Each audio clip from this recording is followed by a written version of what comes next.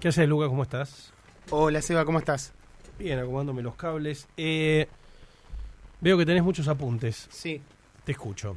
Hoy, Alfino. hoy quería hablar de un tema que no sé si a vos te convoca, pero estoy seguro que te divierte mucho, que es distintos formatos a lo que nos acostumbramos a leer, libros, cuentos, novelas cortas, Sí.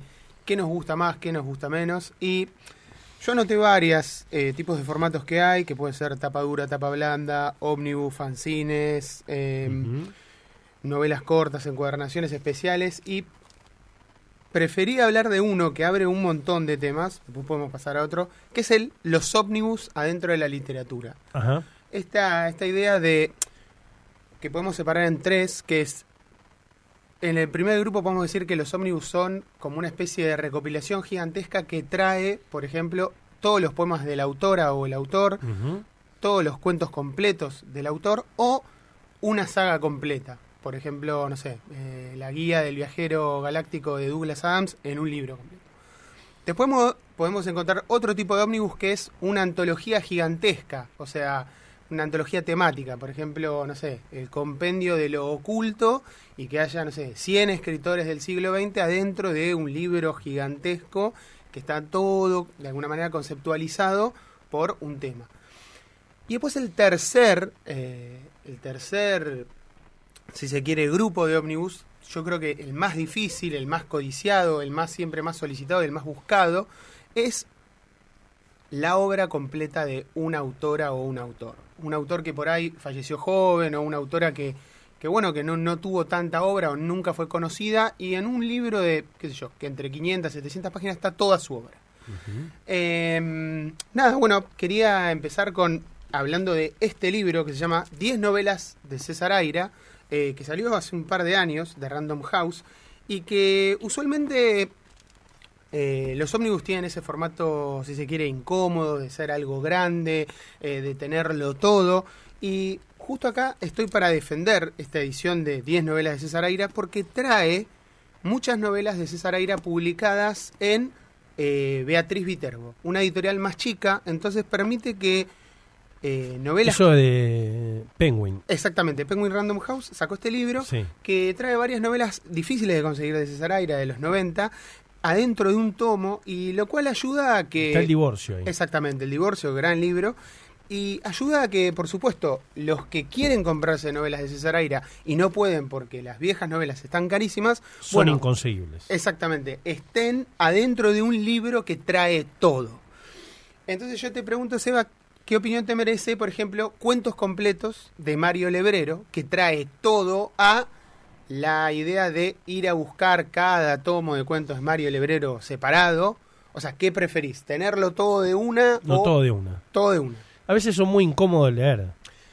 A mí me pasa algo Ese parecido. Es el problema. Exactamente, que después de la página 400 ya no solo la mano... Tengo los cuentos completos de Valaris, es increíble, es así, es muy difícil. Es como un ladrillo, sí, comparto. Sí. Entonces, ¿qué sucede? A veces conviene o comprarse los tomos por separado, que muchas veces son más difíciles de conseguir que el tomo completo, o conviene directamente tirarse a cuentos completos y saber que por ahí uno no lo lee todo, siendo tal vez un libro de, no sé, 800 o 1000 páginas, y que por momentos también podemos decir que muchas veces son más baratos que buscar la obra por separado. O sea, que de alguna manera no siempre el ómnibus termina siendo más caro que lo que uno cree. No. Entonces, de hecho, ese libro de 10 novelas cortas está bastante accesible. Sí, por eso para hacer el libro del tamaño que tiene. Exactamente. Este libro trae alrededor de 500 páginas, trae más de 8 novelas de César, y mi defensa entre los ómnibus, no en todos, depende de cada autor o autora, es que más allá de lo completo y todo, muchas veces puedes estar toda una vida buscando una novela corta o algunos cuentos y no encontrarlos, y tal vez el ómnibus te facilita eso. O sea, tal vez el ómnibus es muy incómodo de leer, tal vez las páginas no son de muy buena calidad, pero en el fondo termina como de alguna manera dignificando o cumpliendo con el propósito de que la persona termine leyendo eso que tanto quería. O sea, ¿no? O sea, como que de alguna manera eso me parece interesante. Pero por otro lado también entiendo que los ómnibus no siempre tienen un precio amigable, y cuando uno tal vez es adolescente, entiendo que hoy es más difícil tal vez acercarse a la obra de los autores, como que de alguna manera los cuentos cortos en un tomo que no sea un ómnibus, sino que sea por ahí el primer libro publicado, por ahí es más fácil para una persona comprárselo que el ómnibus, que muchas veces, no digo todos los casos de todos los autores o autoras, son más caros. O sea, tanto, por ejemplo, el ómnibus de Douglas Adams, que trae todas las novelas de Douglas Adams, es maravilloso, lo recomiendo, es un libro en inglés. Y en castellano... Está en castellano. En castellano creo que salió un híbrido. Creo que trae 3 novelas. No sé si trae todos. El de Anagrama. Creo que trae 3. No sé si trae todas. Es como esos nuevos que sacaron de Carver y de Joe Houellebecq. Uh-huh. Son súper incómodos, son más largos que estos del tamaño que tienen los de Random. Y el de Carrera, hay uno de Carrera. Hay uno de Carrera, sí, hay uno también de Bukowski, hay de varios autores. Y bueno, ahí también, por ejemplo, el de Carver, que yo lo tengo, me lo regalaron, es impresionante porque trae todos los cuentos, pero también entiendo que tal vez, no digo que no me gusta Carver, pero por ahí con Catedral me bastaba, o sea, con tener solo Catedral, no tal vez el libro gigantesco de todo completo de Carver. O sea, como que también esa cosa de lo completo, no sé si te pasa esto de, no sé si quiero todo, por ahí quiero un poquito, o sea, tener algo incompleto o una parte del autor. O sea, te pasa que a veces vos decís, bueno, pues esto ¿dónde lo pongo? En la biblioteca, o sea, necesito todo esto, que... Sí, no tiene sentido. No solo no tiene sentido, sino que llega a veces como que esta idea bueno, del mismo título, ¿no? Cuentos completos, obra completa, esta idea de tener lo absoluto, lo gigantesco de, bueno, tengo a todo el autor encapsulado. Borges no es tan complicado tenerlo todo. Eso es verdad. Bueno, hace poco, entre Borges, Bioy Casares y Silvino Campo, de alguna manera estuvieron sacando estos ómnibus gigantescos de cuentos completos, en formato gigantesco. Borges y Bioy tengo todo. Bueno, y por ejemplo, ¿qué preferís? ¿Tener como un stand? No, me gusta la colección que tiene todo. Bueno, la colección blanca. No de a uno, la claro, blanca. Esa es hermosa, es una colección increíble porque tiene poemas, cuentos, crítica, o sea, fechada. Y ahí como que también sentimos como que los ómnibus están curados de otra manera. Más allá de tener editores y coordinadores, sino como que también hay como un orden en el tiempo de decir, bueno, me compro la de crítica, me compro la de poesía, o sea, como que hay como un concepto que engloba Borges. Entonces, la pregunta es, ¿qué sentís a la hora de cuando tenés que leer, por ejemplo, una saga, como puede ser, bueno, El viajero intergaláctico, o si a futuro sale el tercer libro de Patrick Rothfuss y aparezca un libro gigantesco? No va a poder ser. Ah, bueno, son demasiado gordos. Son demasiado gordos. Está bien. No podría haber una de 1500 páginas. No. Está bien. No, porque ya tienen 800 y pico el nombre del viento. Ok. Bueno. Los ponés juntos y sí, es inagarrable. Es inagarrable. Bueno, pero estamos de acuerdo de que desde hace mucho tiempo apareció esta idea de el libro como objeto, el libro como... Es lo mismo que un libro que tenga todo lo de Juego de Tronos. No se puede. No se puede, pero estamos de acuerdo de que desde que empezó esta idea de el libro como objeto, el libro como culto, el libro como adoración, cada vez más, muchos libros, no digo que busquen ser un libro de arte de Taschen, pero buscan esa cosa excéntrica de estar tal vez dibujados por un dibujante especial, tener un tamaño gigantesco como de mesa de libro de té, como para exponerlo, y que en algún momento se da a entender de como ya no es necesario leerlo, sino como exhibir esa edición. No sé si se entiende, ¿sí? O sea, esa idea de que muchas veces ya el libro pasa a tener un concepto de estatua. Adorno. Sí, tal cual, una idea de adorno, de tótem o de para museo, como para decir, miren qué bella esta edición. No es necesario leerlo, o sea, como exhibirlo. Sí. De hecho hay gente que tiene copia de lectura y copia de adorno. Totalmente. Bueno, a veces, vamos a decir la verdad, muchas veces hay muchos libros que, no sé, están dibujados por ciertos dibujantes que tal vez mejoran el libro porque le dan una parte visual y que por ahí vos ya tenías el libro, pero bueno, no sé, te gustan los dibujos. Por ejemplo, Es difícil leer un firmado. Estaba por ir ahí. ¿Qué pasa cuando en los ómnibus, que ya se puso de moda, aparece firmado o está una edición limitada porque son cuentos? No se lee. No se lee. ¿Por qué? No, porque es un... ¿Porque es un firmado? Sí. Por las páginas, porque tiene... Yo los libros firmados de Joe Hill no leo esos, leo otros. Ahí va. O sea, le contamos también a los oyentes que muchas veces los libros firmados, las páginas tienen otro gramaje, tienen otro Sí. peso. Cuando se abre la tapa y que las primeras páginas es donde está usualmente la página firmada con un cartón o la dedicatoria o el número de copia, eso si uno se lo pone a leer, llega un momento que las primeras páginas tienden como a machucarse, porque están pensadas no para leer, sino como para ser Sí, guardados. Sí. Eh, No leo el libro firmado. no leo el libro firmado. No. Bueno, ese podría ser un buen título de un cuento. No. No leo libros firmados. Nada, bueno, sí, comparto, suscribo. Las ediciones limitadas son para mostrar, no para, No, para leer. claro. No para leer, o sea, son para mostrar. Comparto. Tengo un EVA firmado por Pérez Reverte y otro de lectura. Bueno.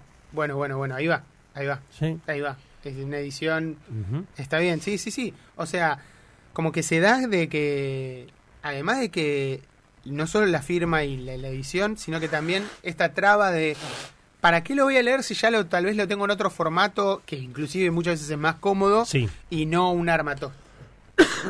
El otro tema que también está Ujú. metido en esto es cuando el ómnibus, yo daba el tercer caso que es la obra completa de un autor que tal vez murió muy rápido o se descubrió hace poco y no tenía tanta obra, y ese autor tal vez tiene pocas novelas, unos cuentos, y se forma todo un librito de 500 o 600 Ujú. páginas, y cuando ese libro se agota fácilmente, la editorial era chica, y pasa a ser un libro de culto. En Argentina, en Estados Unidos, en Inglaterra, en casi todos los países, siempre hay un libro que trae brevemente la obra de alguien y pasa a ser como un objeto de culto. En Argentina, Inglaterra, Estados Unidos o el país que se les ocurra, acá vamos a ver un ejemplo clásico de Colautti, que es el autor de La conspiración de los porteros, un libro que lo publicó hace mucho tiempo Ediciones de la Flor. Fue reeditado adentro de un ómnibus que trae toda la obra de Colautti, que son tres novelas, de Mansalva, y que hoy es como un objeto de adoración. Son solo ¿Por 3 qué? novelas.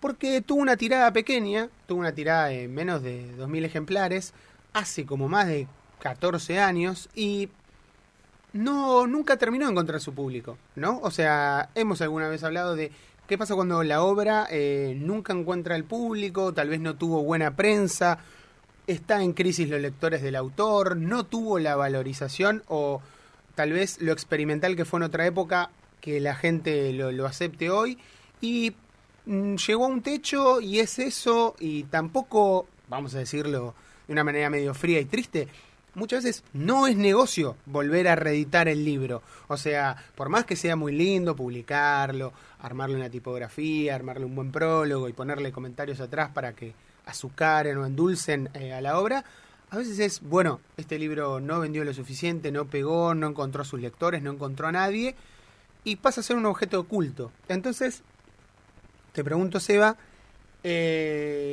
¿cómo te ves o cómo haces cuando encontrás algo que no lo puedes tener y tal vez recurrís al Kindle o a lo digital? ¿Qué opinión te merece vos, que sos un fanático del perfume de los libros, de la tipografía, de los detalles y las ediciones de los libros?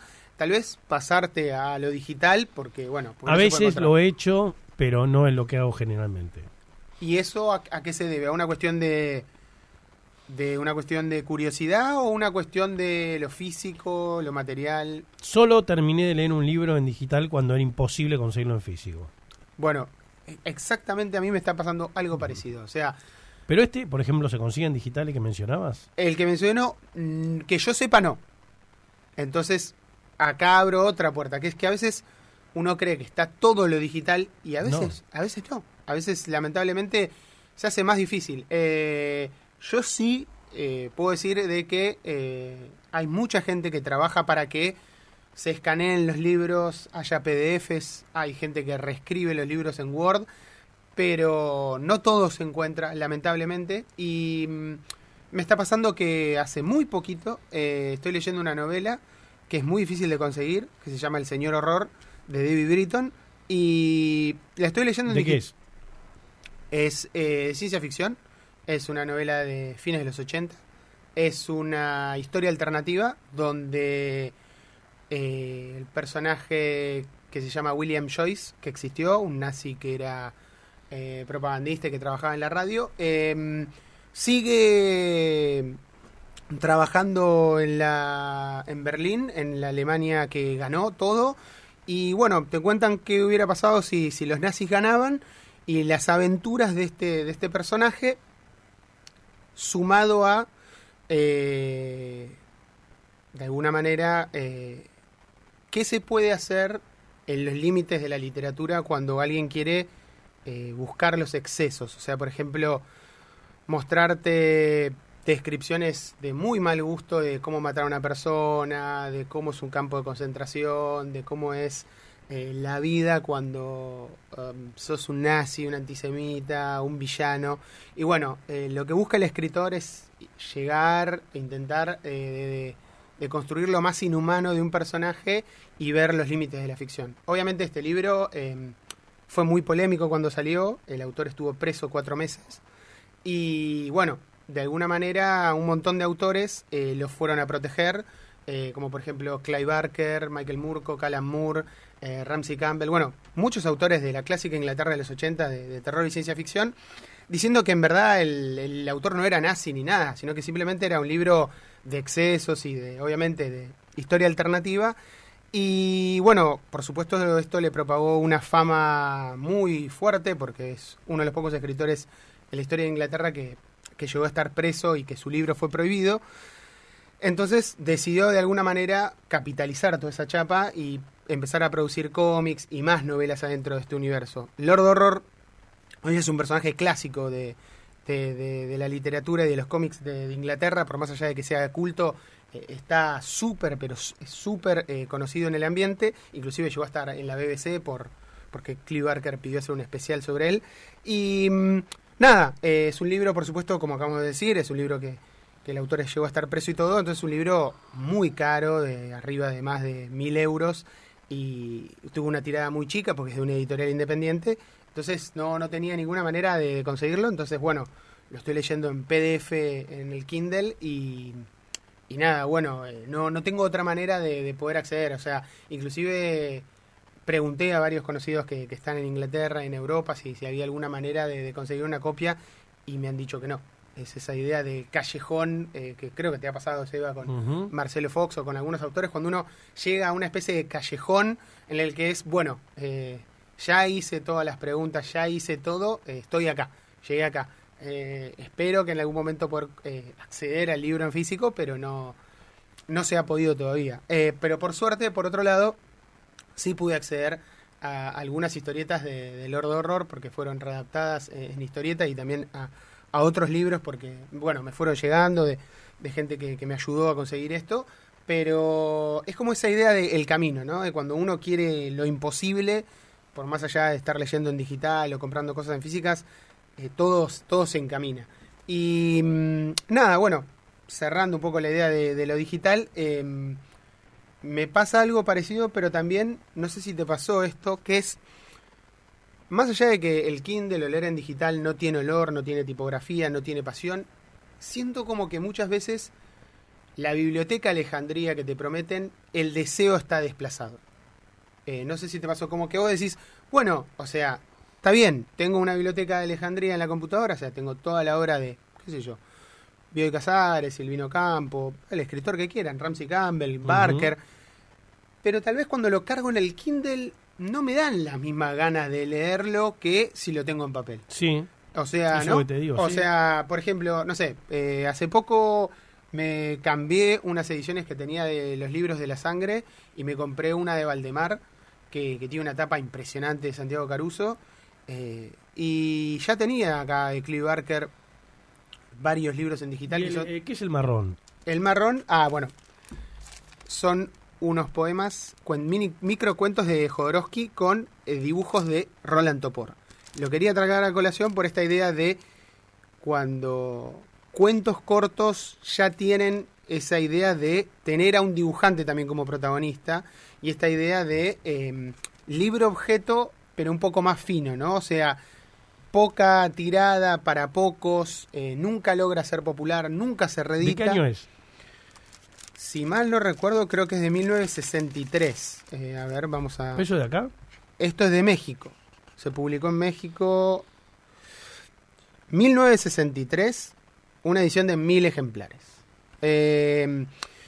Cuentos pánicos. Y bueno, obviamente esta idea de que nunca se reeditó me parece un poco triste, pero también entiendo que tal vez en este momento en México era otra época, el público de Jodorowsky o esto era solo 1000 personas, ¿no? Entonces, esto también sucede hoy. Supongamos que... Debe ser difícil de conseguir. Muy difícil de conseguir, pero por ejemplo, supongamos, Eva, que vos sacas un cuento de terror y lo dibuja, justo que lo mencionó Santiago Caruso, y la editorial en vez de proponerte sacar, no sé, 500, 300 ejemplares, te dice, no, hacemos 50 ejemplares. 50 ejemplares, esto está firmado por vos, por Santiago, es un cuento nada más, y hacemos una presentación, las personas que fueron se lo llevan ahí en vivo y se acabó. Eso a futuro, si a futuro sale una edición de Seba de Caro Cuentos Completos, por ahí eso no está, porque vos querés que eso siga siendo de duración. Esto no lo reeditó Jodorowsky. Esto nunca se reeditó, lamentablemente nunca se reeditó. ¿Y tiene un cuento célebre?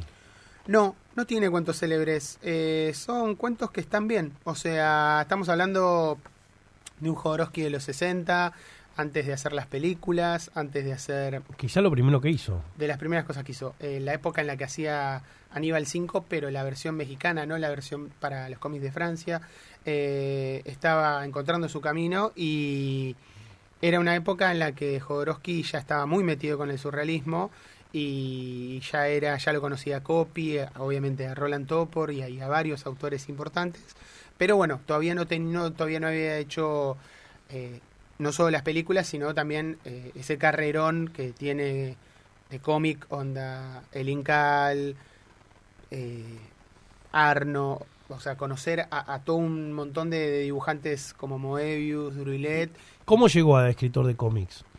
¿Cómo llegó a escritor de cómics? Bueno, Jodorowsky en los 60 empezó haciendo para México las primeras historietas de Aníbal 5 con Moro, y él era fanático de un autor que vos muy posible lo conocés, que es Silver Kane, que es de los bolsilibros y de todo el universo viejo de Bruguera, y él siempre fue fan de esa idea pulp de escribir de todo lo que se podía.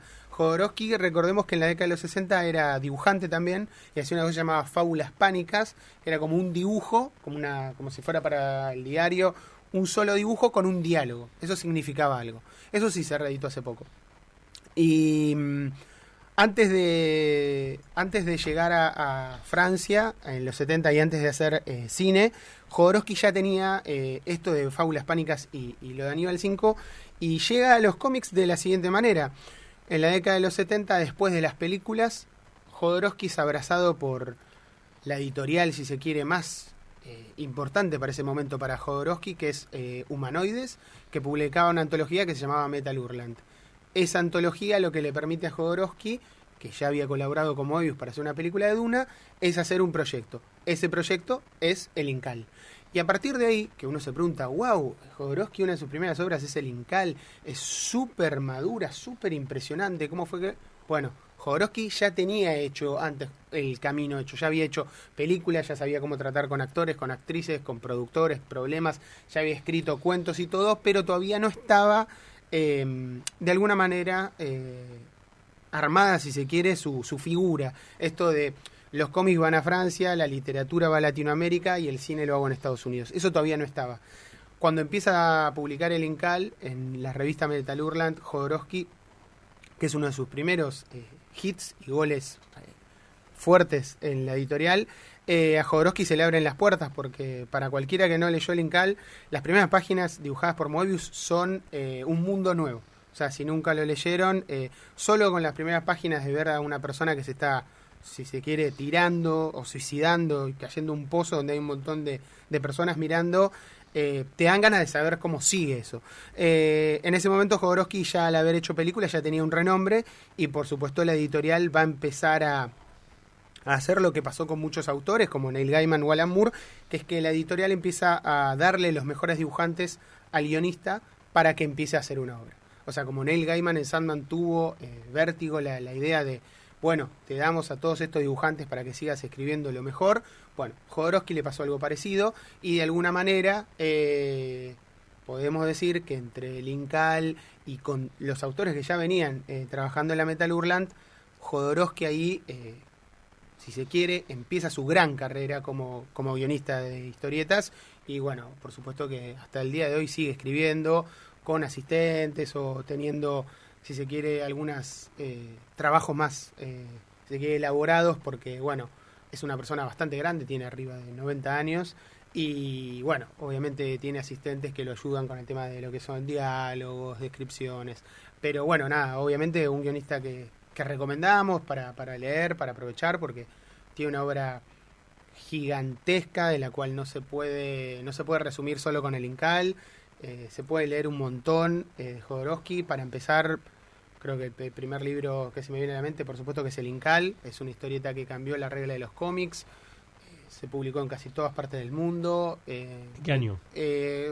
En Francia, si mal no recuerdo, fines de los 70. Después en otros países empezó a publicarse a comienzos de los 80, porque obviamente, entre que iban formando la cantidad de capítulos, como iba a ser... A todo esto les cuento, el Incal fue serializado en una antología, entonces se iba entregando entre 6 y 10 páginas por magazine. Entonces, hasta que no formaran un álbum de 48 páginas, eso no se vendía tan rápido. Entonces, tanto en Japón como en Estados Unidos, como en otros países, España, e inclusive Inglaterra, el Incal empezó a tener serializaciones en distintos países, y de a poco se empezó a hacer la fama de quién era este tipo súper talentoso, que venía de todo el universo de los mimos, que venía de todo el universo surrealista, que proponía cambios de la ciencia ficción, que tenía todo un mambo sexual adentro de sus cómics y también de sus películas. Y que por supuesto de a poco empezó a ser la obra que cambió los 80, porque el Incal dura casi toda la década de los 80, y que consagró no solo a él, sino a Moebius, sino a la editorial, o sea, que es Humanoides, en hacer, si se quiere, el hit de los 80, como Watchmen o Akira, esta idea de todo chico que se creció en los 70 o los 80, pudo entrar leyendo esta obra, porque era como la entrada para leer el cómic adulto o el cómic europeo. Eso es algo que generó Jodorowsky, y que no todos los guionistas actuales inclusive pueden lograr. No sé, Seba, ¿a vos qué te pareció el Incal? Si lo leíste, ¿qué te pareció el dibujo, las ideas? Si te dan ganas o no de ver, ahora que se anunció hace poco que va a salir una película. ¿Qué opinas? Pero de ya eso? está el quinto elemento. Que el quinto elemento, yo la volví a ver hace poco, es una maravilla. El quinto elemento, si no la vieron, o si les gusta, o si lo odian o no a Luc Besson es más comiquero que 3/4 partes del mundo. El protagonista se llama Corben, por Richard Corben. Hay un montón, pero un montón de guiños y señales, pero muy bien disfrazadas adentro de la peli. Y sí, la peli... Es un tachero parecido a la historia de Heavy Metal. Sí, a la de Juan Jiménez, tal cual. Y nada, es como un cómic europeo de los 70, reimaginado en los 90, con una estética increíble. Sí, bueno, el quinto elemento es... inclusive hay juicio con Moebius y problemas por el Incal. Sí, es lo más cercano que tenemos al Incal. A mucha gente no le gusta, no sé por qué, más allá de si se parezca o no, pero como aventura funciona. Yo creo que Luc Besson tiene varias películas de historieta que la gente tal vez olvida, pero por ejemplo Subway y las primeras, que son muy de esta idea de ciencia ficción interna, de que todo esté adentro de un subte y a dónde va todo y qué pasa con los héroes, le da todo un ambiente, si se quiere, de cómic moderno. Nada, me parece que Luc Besson, por más allá de que tal vez no haya tenido una muy buena experiencia con Valerian, que a mí me gustó, a mí también me gustó, porque visualmente no se puede creer, como que de alguna manera podría haber sido sin duda el elegido para hacer el Incal, porque tiene una imaginación y una idea, una propuesta visual que te quiebra la cabeza. Bueno, vos, Eva, sabes mucho más que yo de cine, pero nada, no sé qué te pareció el tema de, no sé, la idea de las películas, lo plástico de Luc Besson, o sea, Valerian, El Quinto Elemento, Adele Blanc-Sec, bueno, todo el A también. mí me parece un directorazo, pero bueno, porque si uno repasa todo lo que hizo es de una variedad muy grande y de una claridad muy grande. Pero particularmente Valerian y El Quinto Elemento tiene un amor por ese universo del álbum, el cómic franco-belga muy grande. Coincido por completo. O sea, más allá de si uno quiera decir que sacó temas o puso otros temas, hay un amor para que eso sea historieta en cine y un ritmo y una pasión que comparto. O sea, Valerian, las razas, las naves, la ciudad, o sea, te enamora. O sea, la verdad que cómo es la aventura, los trajes, o sea, la verdad que viéndola me hubiera encantado que Luc Besson hiciera Dune. Son lindos los cómics de Valerian. Sí, bueno, los recomendamos, sí, por supuesto. Valerian y Lorelin. Exactamente, el verdadero Star Wars francés, si se quiere. Pero bueno, sí. Bueno, obviamente que sí, que Valerian los cómics y la peli, nada, maravilla. Pone un poco de música y seguimos charlando de libros luego de las 12 del mediodía aquí en Un Mundo Feliz.